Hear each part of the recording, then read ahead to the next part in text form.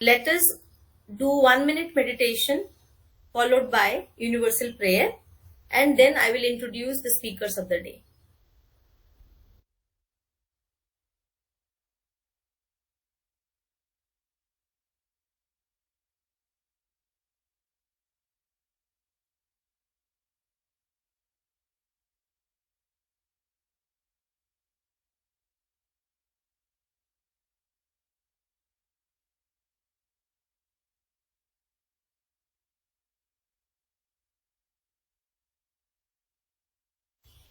O hidden life, vibrant in every atom, O hidden light, shining in every creature, O hidden love, embracing all in oneness, may each who feels himself as one with thee know he is also one with every other.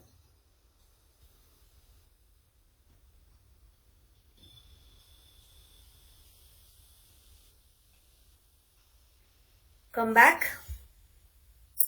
So here again we are coming of another session. This is third on the Bhagwad Geeta series. We have already completed summarizing chapter 1, 2, 3 in our part 1, and in part 2 we did 4, 5, 6. So here we go with 7, 8, 9. Again there are 3 very young speakers in sequence, Bhaumik, Vaibhav and Pranshi, doing chapter 7, chapter 8 and chapter 9 respectively.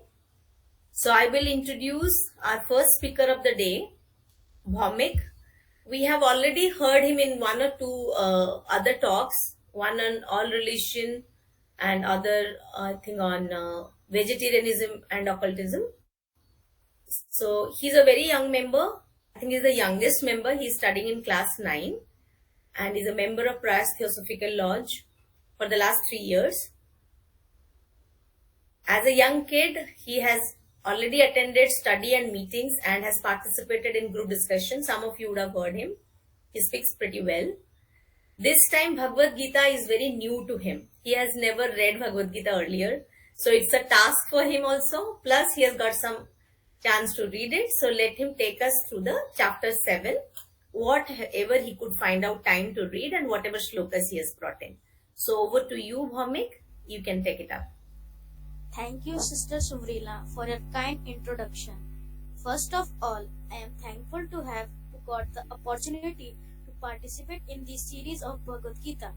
I have not studied Bhagavad Gita earlier, but due to these sessions, I have got a chance to read at least a chapter. I will take up chapter 7 and recite a few important shlokas with their explanation.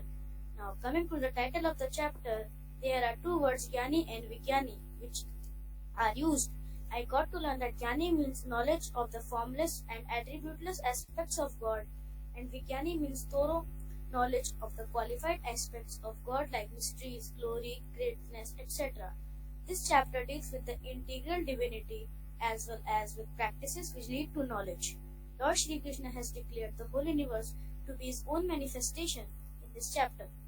He also has spoken about 4 types of his virtuous devotees. So let me start with the first shloka that I have, shloka number 3.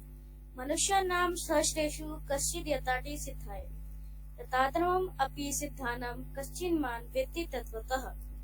Amongst thousands of persons, hardly one strives for perfection, and amongst those who have achieved perfection, only one knows me in truth.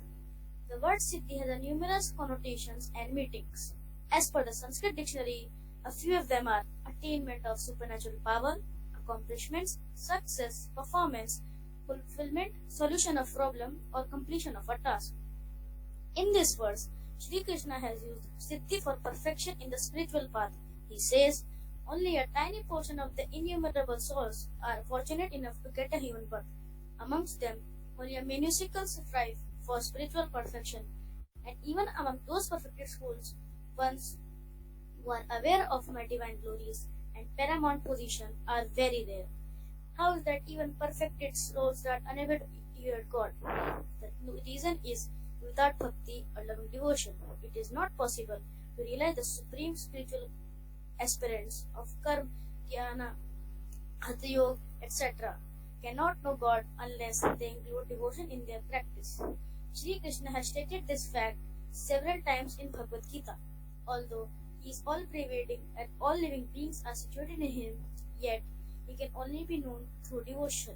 Only by loving devotion does one come to know who I am in truth. Then, having come to know my personality through devotion, one enters my divine realm. Therefore, such spiritual aspirants who do not include devotion in their sadhana attain only limited theoretical knowledge of Jnana, and devoid of Vijnana in the experimental knowledge, they are unable to know God or the absolute truth. Next shloka number 10. Bijnam mam sarva bhutanam viddhi parta sanatanam buddhir buddhimatam asmi tejasvinam ahem. O Arjun, I know that I am the eternal seed of all beings. I am the intellect of the intelligent and splendor of the glorious. In a cause and effect relationship, every cause is the seed of its effect. For example, an ocean is the seed of clouds, and the clouds are seed of rain. Similarly, Sri Krishna says that in this verse, he is the cause, the eternal seed from which all beings manifest. Have you ever thought about why some people are more intelligent than others? Why they have greater brilliance in their thoughts and ideas? Of course, the saints have always acknowledged that brilliance and beauty of their works are due to God's special grace. Sage Tulsidas said, "Neither did I write the Ramayana, nor do I have the ability to write it. The Lord is my doer. He directs my actions and acts through me.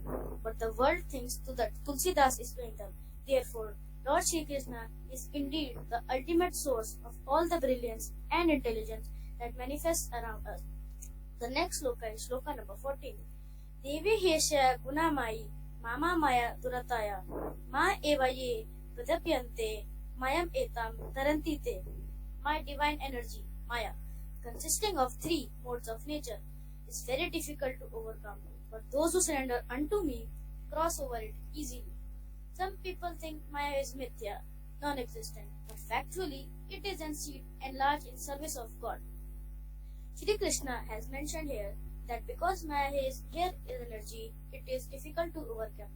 If someone claims that they defeated Maya, that would mean they have defeated God.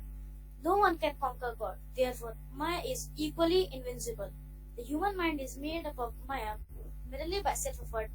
No yoga, jnani, ascetic, or karmi can successfully control the mind. Then one put out, is it impossible to overcome Maya? The second line of the verse has this answer to the question. Shri Krishna says, those who surrender themselves to me, the Supreme Lord, then by my grace they would smoothly cross the ocean of material existence. I will instruct Maya to leave this soul, now that as it has become mine. On God's instructions, Maya, the material energy of the God, simply releases the surrendered soul from its clutches. It says, my job is to keep troubling the soul until it surrenders at the feet of God. Once the soul reaches there, my job is complete. Here is an example from everyday life. Assume you visit a friend who has a large house. Outside the gate, a board says, beware of dog. When you look inside, a trained dog is standing on the lawn. As soon as it spots you, it starts growling menacingly. Scared, you decide to take back the gate. But even before you reach the back of the gate, it is waiting for you there and snarls fiercely as if saying, you dare to step into this house. You have no choice. And you shout your friend's name aloud. Hearing all this commotion, your friend comes and finds you at the gate, troubled by his dog. He earnestly says to the god, no, Tommy, that is a friend. We need to let him in. Come and sit down here. Hearing his master's command, the dog silently goes and sits near him. Now you can open the gate and let yourself in without fear. In the same way, we are in clutches of Maya, the material energy. Although it is subservient to God, it keeps troubling us so that we can keep moving towards the God. By our own efforts, we cannot defeat Maya. Only when we surrender completely to God, by His grace, we can cross the ocean of material existence. The next question in our mind would be, if it is so easy to defeat Maya, then why most of us fail? Shri Krishna has elaborated on that in the next verse. Chaturvidha bhajante ma janha sakrit Arjun. Artho Chinnasur, Artharthi Kyancha Bharatasabha. O best of the Bharatas, four kinds of pious people engage in my devotion: the distressed, the seekers of the knowledge, the seekers of worldly possession, and those who are situated in knowledge. In previous verse, Sri Krishna described the four categories of people who do not surrender to him. Now he describes the other four kinds who take refuge in him: the distressed, those who find out that their pot of worldly miseries is overflowing and are unable to cope them, conclude that it is futile to running after the world. Thus, they decide to take shelter in God. Similarly, those who find out the worldly supports to fail them turn to God for protection. An apt example in Mahabharata was Draupadi's surrender to Sri Krishna when Duryodhana and Dusashan tried to dishonor her in the courtroom of Hastinapur. Initially, she expected her whole husbands would protect her, but they did not. She beat the elders in the courtroom, Bhishma, Vidu, Dhritarashtra, Dronacharya, Kripacharya, etc. However, everyone remained speechless. When Guru Dusashan tried to disrobe her, she clenched her sari with her teeth and tried to protect her honor with her own strength. But her teeth could not hold on the sari for long. They gave in to Dusashan's strength. She was so helpless and she finally called out to Lord Shri Krishna for help. It was at this point she surrendered completely to God and was not relying on anyone or her own strength for protection. Sri Krishna reciprocated immediately and intervened. Now, how much Dushasan pulled Draupadi's sari keep extending, and very soon there was a huge pile of cloth in the middle of courtroom. Dushasan was unable to disrobe Draupadi. Exhausted, he gave up. Such was the power of God's protection, but it only came when Draupadi surrendered completely. The knowledge seekers. There are some people who have heard about the opulence of the God and spiritual name. They are curious to know about who is God and try to seek Him through that knowledge. The seekers of worldly possessions. Some people are clear that they can take the shelter of God. They are convinced that only God can provide them what they are seeking. King Dhruv is an apt example. When Dhruv was a small boy, he felt neglected by his father, King Upadanata. Disheartened, he came into the forest and did penance to please God. He wanted to become more powerful than his father, but as his devotion grew, he realized that God possessed the priceless well of divine love, and what he was seeking was like broken piece of glass. Therefore, when he was pleased God with devotion, God gave him the son, and requested God to bestow upon him this self-flawless love, those situated in knowledge. Lastly, those souls who have understood the truth that they are tiny parts of God, such people engage in devotion with the intent that it is their eternal duty to love and serve Him. Shri Krishna calls them the fourth kind of devotees. Next sloka number 17. Tesham Gyani Nitya Yukta Eka Bharta Vishyashate Priyo Hi Gyaniyo Tyartham Aham Sa Cha Mama Priyaha. Amongst these, I consider them to be the highest, who worship me with knowledge, and are steadfastly, exclusively devoted to me with knowledge. And I am very dear to them, and they are very dear to me.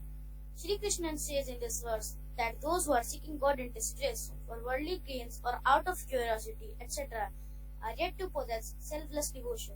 Gradually, in their process of devotion, their hearts become pure, and they realize their eternal relationship with God. They develop single-minded, exclusive, and an incessant devotion towards Him. Now that they have the knowledge that the happiness of the world is temporary and God is the source of eternal bliss, they neither crave for favorable circumstances nor lament over yourselves in the world. They have become situated in selfless devotion with complete self-surrender, and for their divine beloved, they are willing to offer themselves as an offering of the fire of divine love. Shri Krishna says that such devotees are dearest to Him. By this, I would like to conclude my talk. Thank you for giving me your patient time. Very nice. Very nice. The examples were so apt. Thank you, Bhaumik, for this preparation. Yes, definitely, Dhruv and Draupadi's examples are very clear when we talk about the four kinds of people who worship or remember or get devoted to the Lord. And the very fact you started with is theory and practice. This chapter, Jnana Vijnana Yoga, talks about not just theory, not just practical, but theory and practical both. And the very sentence which I really would like to highlight here, when you said, a tiny portion of the innumerable souls are fortunate to get a human birth. We are so fortunate to get this human birth, and amongst us, only very miniature part of us will strive for spiritual perfection. So even if we get this human birth, probably we are not very aware about spirituality. That is a very good message you gave. The examples were very apt. I'm sure at the end of it, people would like to comment or discuss further on that. Without wasting time, you have completed it on time. Actually, that's so nice. Kudos to you. Our next speaker who would be taking us through chapter 8 is Vaibhav. Vaibhav is from Odisha. He is again a 3 years old member from Utkal Federation. However, due to this pandemic, he has not attended physical meetings. We are lucky to have him in our Prayas Theosophical Lodge meetings, where he is a regular attendee, a regular speaker. Also, he also spoke in one of these forums, and I'm sure he would take us through his enlightenment, whatever he got to understand from studying the chapter 8. All these kids have not thoroughly read the Bhagwad Gita, but at least the chapter they were allotted, they have come prepared with that. That's a good thing. So over to you, Vaibhav. He's again a young member, again in class 10. So these people are very young. Vaibhav keeps interest in painting, drawing, and he's a great devotee of Lord Jagannath. Every year he performs car festival at his own house. Inside the house you would find 3 cars. He has built, he has decorated, he does every ritual of the car festival so religiously every year. People who have found out that is fine. Maybe at the end of the show I'll ask him to show that cars he has kept in at his house whenever it is done. Okay, so over to you, Vaibhav. We can take us through the chapter 8. Thank you, Sister Shubhralina. Thank you, Bhaumik, for your explanation of the chapter 7 with examples. I will summarize the chapter 8, that is Aksha Brahma Yoga. In this chapter of the Holy Bhagwad Gita, Gita tells us that Shri Krishna instructs Arjuna on what to do at the time of death before he goes to war on the battleground of Kurukshetra. If one keeps in mind that we are not immortal, it helps an individual to live a neat and clean life which ensures harmony inside. Aksaram Brahma Paramam Svabhavo Adhyatmam Uchyate Bhuta Bhavotvakaro Visargah Karma Sanjita. The blessed Lord said, the supreme indestructible entity is called Brahman. One's own self is called Adhyatma. Actions pertaining to the material personality of living being and its development are called karma, or the fruitive activities. In this verse, Sri Krishna says to Arjuna that the supreme entity is called the Brahman. Time, space, and the chain of cause and effect, etc., are all characteristics of material realm. However, the Brahman is beyond these, as he is transcendental to the material plane. He is described as or indestructible because he is unaffected by the changes in the universe. The Upanishad states, learned people speak of Brahman as Akshar. It is also designated as Param or Supreme because it possesses qualities beyond those possessed by Maya and the souls. The word Adhyatma has 2 meanings in Sanskrit. One is the science of the soul and the second is the path of spirituality. However, here Shri Krishna has used it for one's own self and includes the body, mind and intellect. Karmas are fruitive activities performed by a person. It is these karmas that force every individual's distinct condition for existence in various lifetimes. They keep the soul circling in samsara, or the cycle of material existence. Anta kale cha mameva smarana muktava kalevaram yaha prayati samadbhavam yati nashyatra samsaya. Mahaprabhu says, who quits his body in the Krishna consciousness is at once transferred to the transcendental abode of the Supreme Lord. Remembrance of Krishna is not possible for the input soul who has not practiced Krishna consciousness in devotional service. To remember Krishna, one should chant the Mahamantra Hare Krishna, Hare Ram, Hare Ram. Following these ways, one can successfully depart from his body, remembering Krishna so as to attain his supreme goal. Sri Krishna declares in this verse that whoever remembers him at the time of death attains him and becomes godlike in character. He uses the word madbhavam, which means godlike nature.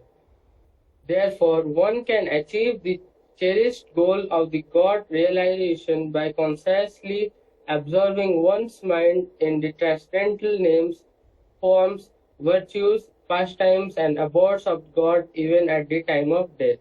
Om iti ekaksharam brahma vyaharam mam anusmaran yaha prayati tejendraha sa yati paramam gatim. The Vedic scriptures state that the beginning of creature, God first created sound. With sound, he created space and then continued with the rest of the creation. That primordial sound was the sacred symbol of Om. It is also called Pranav, the sound manifestation of the Brahman. The sound Om pervades the entire creation. It is imperishable and infinite like God himself. Hence it is only called Anahat Nath. In the Vedic philosophy, it is conferred as the Mahavakya or the great sound vibration of the Veda and often attached to the beginning of the Vedic mantras. Devotees considered the word Om as the impersonal form of God. In Ashtanga Yoga, the Pranav sound is considered as the object of meditation. In this verse, Sri Krishna is describing the process of meditation with regard to the Ashtanga Yoga sadhana. He states that to focus the mind on God, one should chant Om while practicing austerities and maintaining the vow of celibacy. मम उपेत्य पुनर्जन्मं दुःखालया शाश्वतं नमुग्मत्ते महात्मनं samsiddhim paramam gata. What happens when one attains God? One God-realized soul is liberated from the cycle of life and death. It reaches the divine abode of God and remains there forever. It does not take birth in the material world again and suffer its miseries. Life is the material world for birth till death is full of suffering. Although our lives we suffer from pain and miseries induced by own body, mind, or circumstances around us. Then finally we die, which is again an extremely painful experience. In God's grand design, the purpose of these miseries is to realize the material realm is not the permanent abode for soul. Consider an example of a person who accidentally puts his hands on burning coal.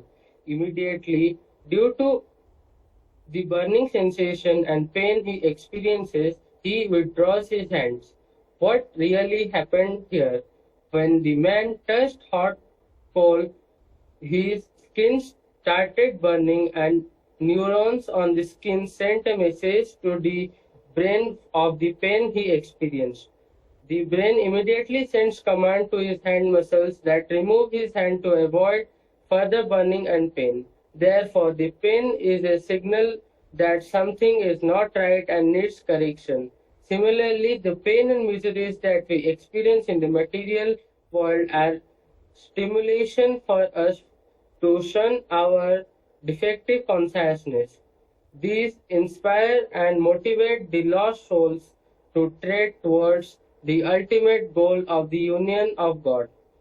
Those worthy souls who commit themselves in exclusive devotion attain God and reach His divine abode. However, These souls who remain engrossed in material affluence and forget God continue to rotate in the cycle of birth and death.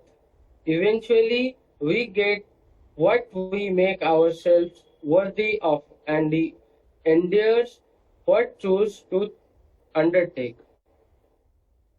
अव्यक्तड व्यक्तः सर्व प्रभावंत रागमे रात्र्यागमे प्रलयन्ते तत्र वाक्य संयुक्तो.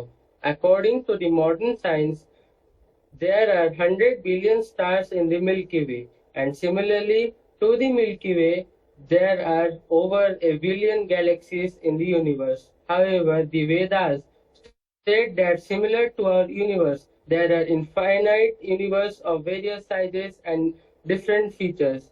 These universes manifest from the body of Mahavishnu. Every time he breathes in infinite universes and created form of force of his divine body. And when he breathes out, they dissolve again. Thus, one breath of Mahavishnu is equal to 100 years of Brahma's life. Also, all these universe who have their own Brahma, Vishnu, and Sankara. In this innumerable universe, there are innumerable Brahmans, Vishnus, and Sankaras. The entire creation originates from Mahavishnu, and this dissolution merges back into him. वेदेषु यज्ञेषु तपः शुचवो दानेषु यत् पुण्यफलं पदिष्टम् अत्येति तत्सर्वमिन् विदित्वा योगी परम स्थानमाप्ते तदात्मम्. In the last verse of this chapter, Shri Krishna declares that those yogis who follow the path of light reap the fruits of their endeavors beyond any other processes can bestow. He says that even though one may undertake Vedic sacrifices, perform austerities, charity, or accumulate knowledge for the self, but without devotion of God, it is not the path of light. All these good deeds can only reap material rewards, which are temporary. However, devotion to God leads to liberation from the bondage of the material world. Therefore, the yogis who realized this truth detach their mind from the material world and attach it to God alone. Treading on the path of light, they eventually attain eternal happiness. This chapter of the Holy Bhagwad Gita teaches us if we are aware of death while doing our day-to-day actions, we are unlikely to fall prey to base emotions. Life of every individual is unique according to his or her karma, habits, spiritual power, and personality. Thus, one should deliberately develop one's behavior pattern which is devoid of base emotions. Mahaprabhu is omnipresent, watching each and every one's karma, attitude, behavior, etc. Thank you. This is really nice, quite well explained. Vaibhav kind of took us through a self-test. What is our habit? What is our behavior pattern? What is that we are planning? And when he talked about, somewhere I felt like he's probably telling us all to prepare something or to keep practicing something so that at the time of death, that practice will come naturally. It is not like I will, after my 60 years, I'll start something, I'll think of, devotion or light or, that Akshara Brahma he talked about. You cannot, restrict yourself to a particular age or to a particular stage of life. It's a matter of habit and practice. The sooner we do it, it will come naturally at the deathbed. Thanks for giving that thought, at least to all mid-aged people like us. Thank you, Vaibhav. It was really nice, a very different aspect you brought in to all of us. Now coming to chapter 9, this is going to be explained by Pranshi. All of you know Pranshi. She has been a speaker, I think by now. She has spoken in many forums by now. However, just to have a formal introduction, she's in class 10 and she's a member of Theosophical Society for last 4 years now. She joined the Prayas Theosophical Lodge in 2017. And she keeps interest in art, music, and dance forms. However, she keeps interest in studying and contemplating on mythological aspects of and the historical aspects of life. She has already participated in many theosophical meetings and has spoken in many forums. So, without wasting some of our time now, we will move out to listen to her for the chapter 9, and this is about the yoga of royal secret, Gudha Jnana Yoga. So over to you, Pranshi. You can present your talk. Thank you, Sister Suvralina, and my previous speakers who brought out very potential points through their presentations. So I'm going to summarize the chapter 9, that is Gudha Jnana Yoga. In this chapter, Gita brings out the concept of Raja Yoga, that is, we should do our day-to-day actions, duties, keeping in mind whatever rewards are received as a result of our activity, the same will be dedicated or offered to the God. In the first session of the series, I took up Karma Yoga, and this chapter I could relate this to Karma Yoga. It might be difficult to differentiate between Karma Yoga and Raja Yoga. Karma Yoga means we must believe in but not desire physical rewards. Raja Yoga also believes in action, however, it asks us to dedicate our 5 senses to the God while doing the daily activities, and also the physical rewards to the God and not to self and relatives. This may not be practical in the present day world. What is possible is that all our action should be so pure that we can offer the physical rewards even to the God as a mark of respect. Raja Yoga is an easy way to live a religious life, much easier than reading and trying to understand the same in religious books and rituals. In this world, whether we become Karma Yogi or we practice Raja Yoga, it would make this world into a much pleasant place to live in. In chapter 7, we find Krishna saying, I shall tell you about knowledge, both speculative and practical. Thereafter, Krishna has been pursuing the theme of spiritual practices, like a mathematician solving his problems stage by stage for the benefit of his students. Nowhere has he insisted upon any in what he said. Continued in this chapter, that is chapter 9, also, and its very opening stanza promises that the Lord will be giving during his discourse not only the theory of self-perfection, but also the logic behind it all. Let me begin with Gudha. Maya tattam idam sarvam jagad vyakta muna matsyani sarvabhutani na chaham teshvavasthita. All this world is pervaded by me in my unmanifested form. The subtlety of a thing is measured in terms of its pervasiveness, and therefore the subtlest must necessarily be the all-pervasive. All forms are perishable substances. Thus, the self, in its essential unmanifest nature, must be pervading everything as the mud pervades all forms and shapes in all mud pots. The world and all the souls in it are both God's energies and are within His personality. Just as an ocean throws up many waves, and these waves are a part of the ocean, but the ocean is much more than the sum total of the waves, similarly too, the souls and Maya exist within the personality of God, yet He is beyond them. The second line of this stanza is a classical description of this relationless relationship between the real and unreal. All beings exist in me, but I dwell not in them. To a hasty reader, this would strike as an incomprehensible paradox expressed in a jumble of empty words. But to one who has understood well the theory of superimposition, this is very simple.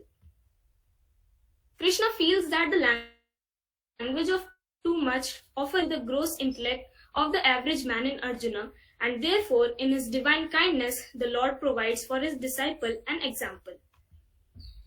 Yatha kasha sthito nityam vayu sarva tragu mahan yatha sarvani bhutani matsyani ta upadharya. The confused prince is trying to solve the riddle is held here by the kingly teacher in Krishna, who gives him a vivid example. To imagine a substance that exists everywhere, allowing everything to exist in it, but at the same time, it in itself not getting conditioned by the things that exist in it, is very difficult, and the ordinary intellect cannot easily soar to comprehend those heights of understanding and appreciation. Know you, Arjuna, that the winds curl, swirl, and whirl around everywhere in space. The space supports and envelops them everywhere, and yet they do not ever limit the space. This beautiful example, when meditated upon by any seeker, if he has at least an average amount of intellectual comprehension, will enable him to define in his own mind the right relationship that exists between the self and the non-self. The Supreme Lord now gives an analogy to enable Arjuna to grasp the concept. The wind has no existence independent from the sky. It moves incessantly and furiously, and yet it rests within the sky. Likewise, the souls have no existence independent of God. They move in time, place, and consciousness through transitory bodies, sometimes rapidly and always exist within God. From another perspective, everything that exists in cosmos is subordinate to the will of God. It is created, maintained, and annihilated in accordance with His will. In this way also, everything can be said to be resting in Him. Avajananti ma muda manushim tanumashritam param bhavam jananto mama bhuta maheshwaram. In the 7th chapter, while giving a discourse upon the higher and lower natures of the eternal, Krishna declared that the foolish, in their ignorance of the supreme state of the higher self as immutable and transcendental, regard the unmanifest as having come into manifestation. In this chapter, while claiming to be the self in all, Krishna uses the same stringed word, fools, to condemn those who cling to the form and lose the essence.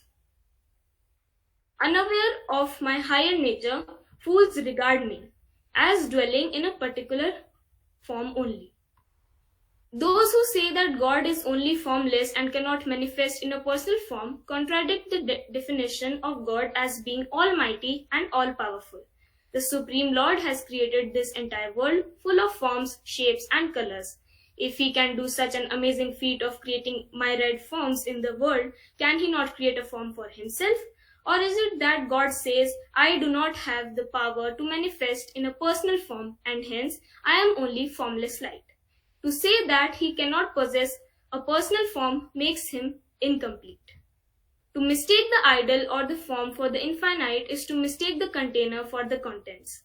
An idol is a symbol for an imperceptible and subtle truth.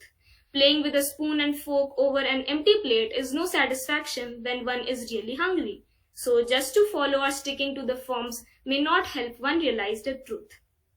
Since we souls have been taking births in the world from time immemorial, it is plausible that we were present in the human form on the earth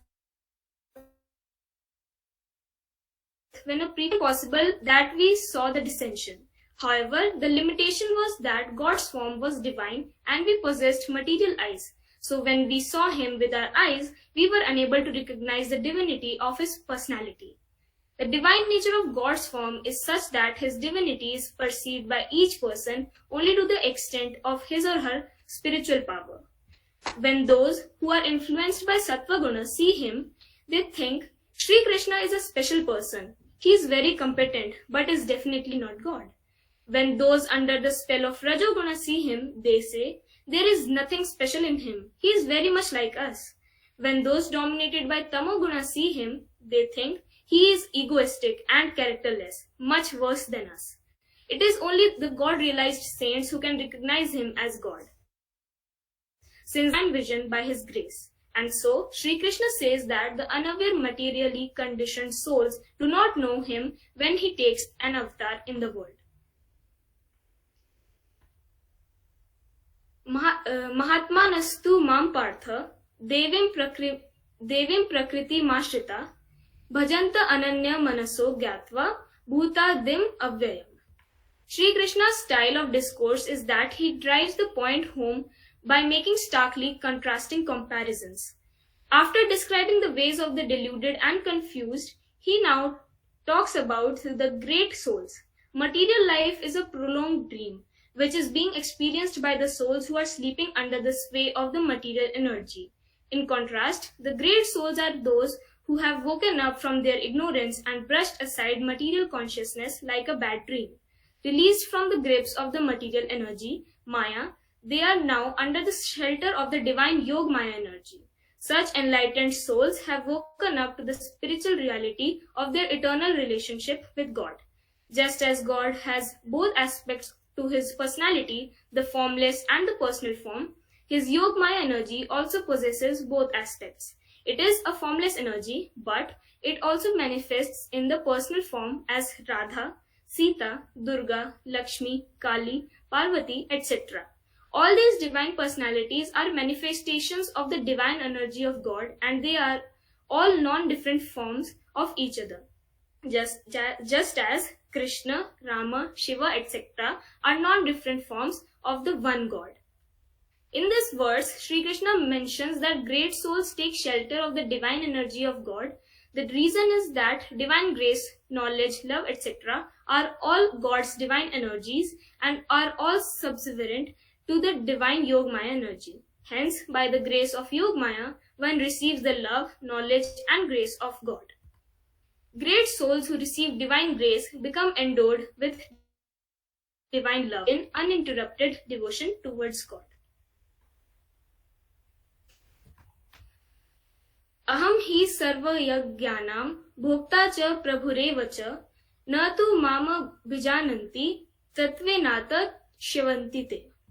Sri Krishna now explains the drawback in worshipping the celestial gods. By virtue of the powers bestowed upon them by the Supreme Lord, they do possess the ability to grant material favors, but they cannot liberate their devotees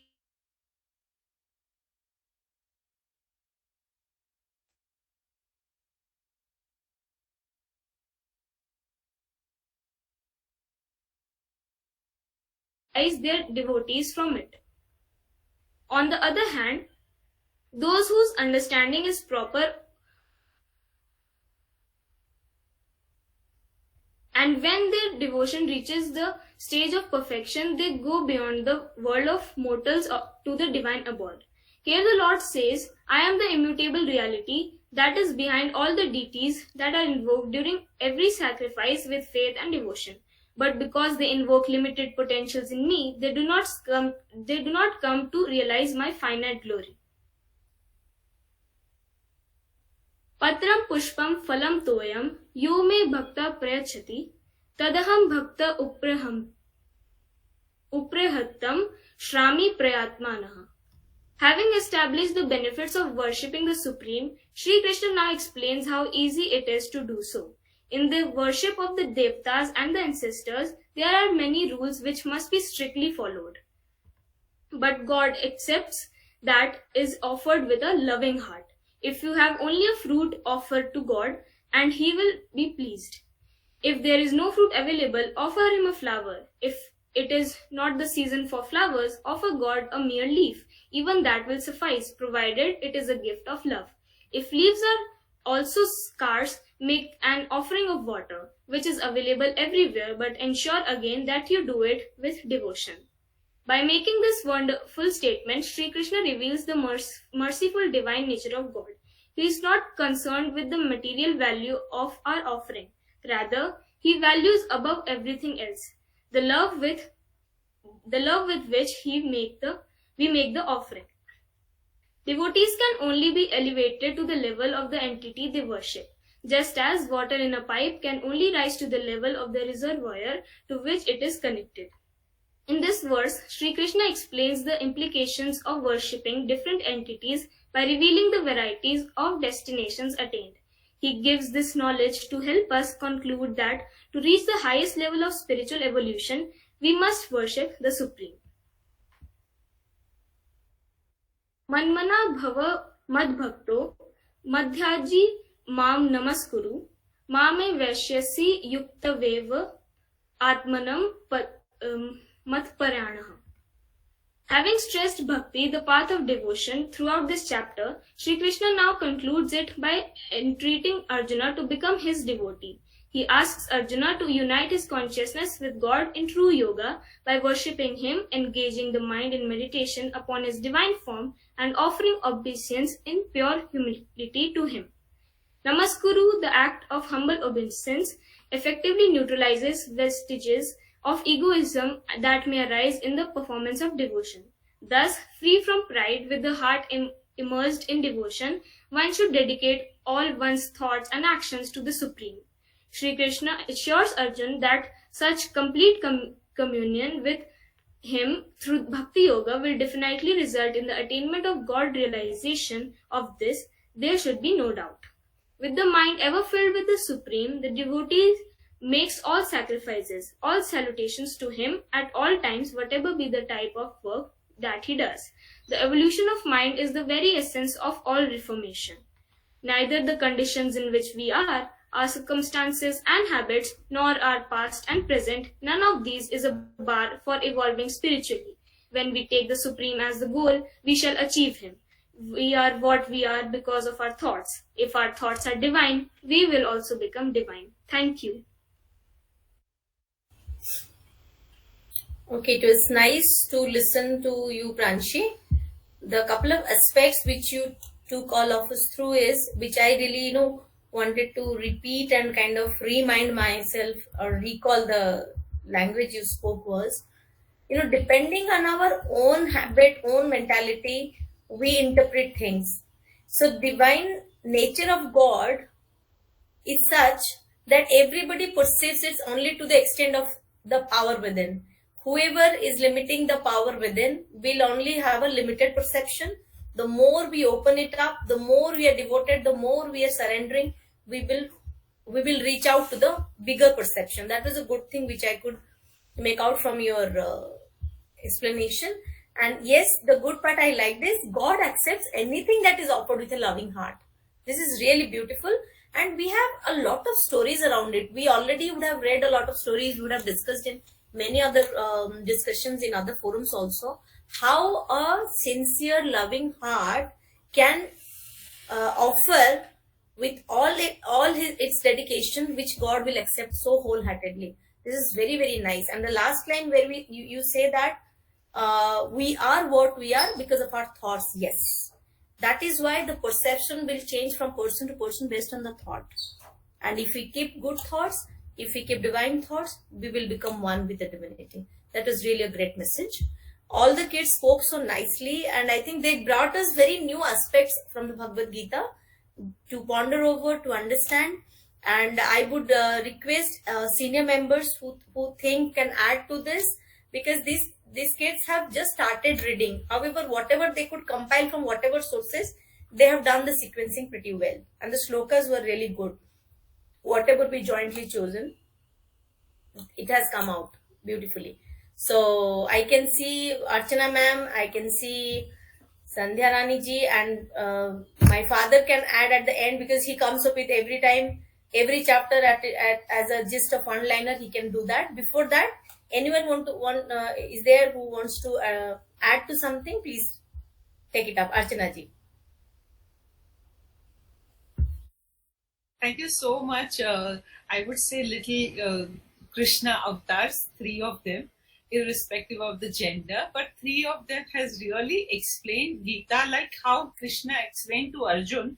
For me, they were like really Bal Krishna talking to Bal Arjuna, I guess. Thank you so much. The children, y'all have really got whatever you got it from, wherever the information, but you all assimilated and made it so simple and digestible and acceptable. I'm so thankful to you. May your journey with Bhagwad Gita continues ever and ever, and let us be part of it. Thank you so much. Please join us in other sessions also. Sure, my pleasure. My pleasure. Yes. There are new speakers also coming up in the future sessions. So, anyone else? Sandhya Rani ji, Rajgopalan ji, or Taral Munshi ji can add something. How was your experience, sir? listening to kids. We were both listening together, me and Archana. See? So we were exchanging this opinion also that Surina ji, you work very hard with children and children work very hard with you. It is just like a team of Krishna and Arjuna. Only they really study and come prepared with everything and are so confident while speaking of such a tough subject actually for them, because Gita सार जितनी बार भी पढ़ो आपको ऐसा लगेगा कि अभी कुछ अधूरा रह गया है. तो इनके इनोसेंट उच्चारण और अप्रोच से काफी चीजें नए आयाम से सीखने को मिलती है. तो बहुत अच्छी एक्टिविटी है और आगे भी हम लोग इससे दोनों जुड़े रहेंगे. अर्चना तो मैं बता दूं कि वो भगवद गीता साथ लेके बैठती है और द स्टूडेंट्स. नहीं दिख रहा ना, शायद अब दिखेगा. दिखा? ये भगवद गीता का जो चैप्टर आपका होता है बच्चों, वो साथ साथ में वो फॉलो करती हैं. तो ये जो कह रही हैं उसे समझना, और जो मुस्कान अभी प्राणश्री के चेहरे पे आ रही है, दूसरों ने अपना चेहरा छुपा रखा है तो छुपाइए मत. ये बहुत गर्व की बात है कि आपके प्लीज कम ऑन वीडियो. आपके चेहरे से और आपके मुख से आपको ये एक आशीर्वाद मिल रहा है गीता पढ़ने का. तो चेहरे पे स्माइल लाइए. क्या नाम है? वैभव विद बी, है ना? तो फेस भी एस विद स्माइल होना चाहिए अगर वैभव विद बी है तो. और भौमिक तो उसका सामान्य चेहरा भी मुस्कुरा. वाह वाह वैभव, थोड़ी सी मुस्कान आपके चेहरे पर आई. बहुत बहुत धन्यवाद. तीनों लोगों के लिए हम ताली बजा रहे हैं. बहुत बढ़िया, क्या बात. Keep it up. Thank you. And I would request my father if he could tell us the gist in one line. He has been doing it since session 1, so maybe we can listen to him. बहुत बढ़िया. You can unmute yourself and then speak.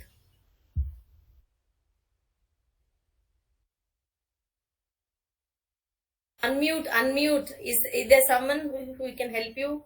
Unmute your mic and then speak. Hello? Yes. Now you're audible. So chapter 7 is in one line, leave what you learn. Leave what you learn. Chapter 8 is never give up on yourself. Never give up on yourself. Chapter 9 is value your blessings. Chapter 9 is value your blessings.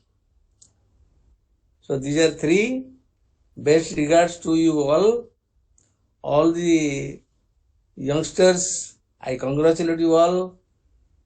Be perfect, be good. Try to achieve more and more and more from Gita. Gita is very valuable piece of just God's description. It is he has spoken to Arjun through the entire world, what to learn, what to do, what to not to do, everything, every morals you will get from Bhagwad Geeta. So try to just have all the creams from Gita. Many, many thanks to you all. Thank you. Jai Rekha Jai. ma'am, every time you send good comments when you watch our video and do it, if you would like to say a few words, that will be really good. And I would rather request Rekha ma'am to be a moderator in one of such sessions, if not this Bhagwad Gita series. I would really like to hear you out.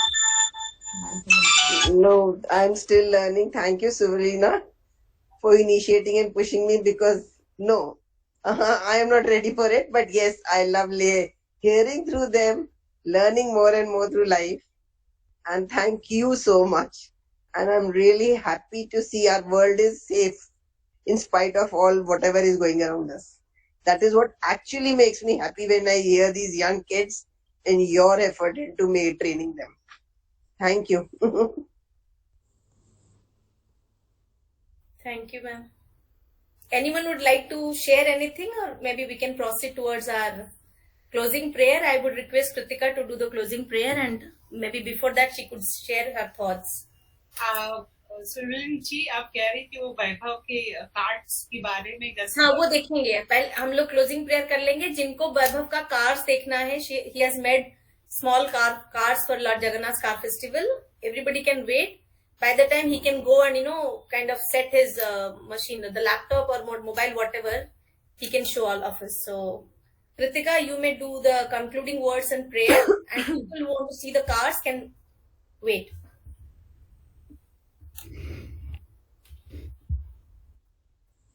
Okay, so let us sit in meditation and absorb whatever new and whatever different we have learned today.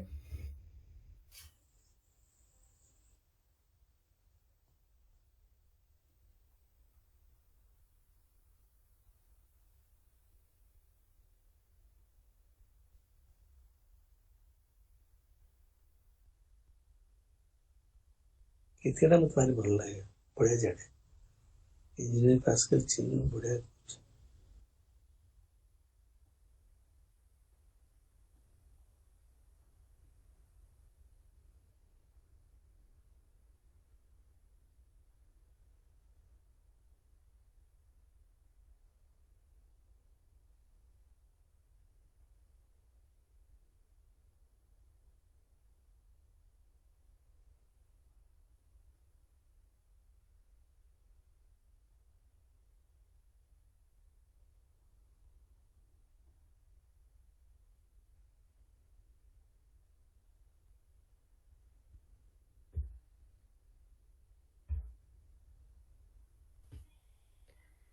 Om sarve ve sukhine santu, sarve santu niramaya, sarve bhadrani pashyantu, ma kashit dukh bhag bhavet.